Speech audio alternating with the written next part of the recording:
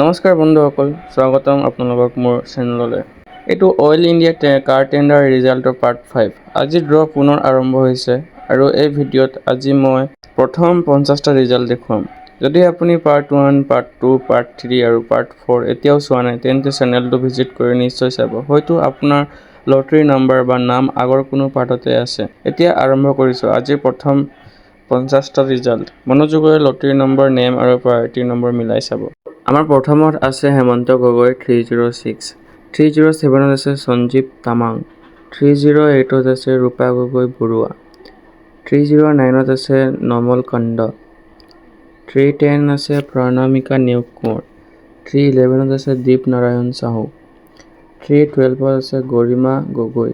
আমাৰ 313ত আছে অৰ্পণা নেওৰ, 314ত আছে ৰাতুল গগৈ, 315ত আছে অৰুণ দেং, 316ত আছে আমাৰ কৃষ্ণা গগৈ, 317ত আছে লিপি গগৈ, 318ত আছে আমাৰ আসিফ আলী, 319ত আছে আমাৰ মনোজ গগৈ, 320 নম্বৰত আছে আমাৰ লাকি গগৈ, 321 নম্বৰত আছে অৰুণ কুমাৰ চাৰ্কী, 300 পাৰ্থ সাৰথী দুৱাৰা, 322ত, 323ত আছে কুশল সন্দিকৈ, 324ত আছে আমাৰ চিনু চিৰিংগীয়া, 325ত আছে আমাৰ সুস্মিতা চেঞ্চৰ দিহিঙীয়া, 326ত আছে অবুল চাহা, 327ত আছে দেৱজিত মুৰা, 328ত আছে সুৰেশ গগৈ, 329ত আছে নিতুমণি গগৈ বৰগোহাঁই, 330ত আছে আমাৰ কুশল বৰুৱা, 331ত আছে দীপজ্যোতি সন্দিকৈ, 332ত আছে ঋতুমণি হাজৰিকা,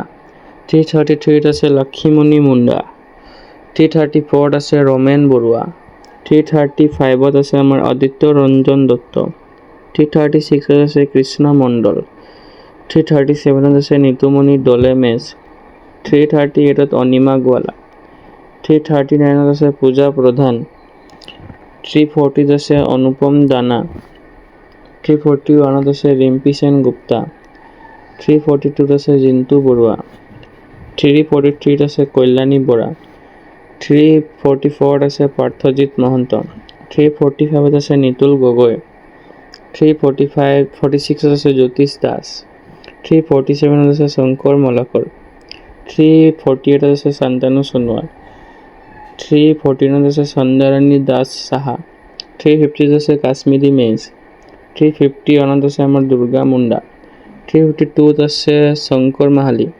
353ত আছে ৰাম বাহাদুৰ লিম্বু, 354ত আছে ৰাজীৱ বাল্মীকি, 355ত আছে গৌৰৱ জ্যোতি খামন। বন্ধুসকল, আজিৰ এই পাৰ্টটো ইয়াতে শেষ।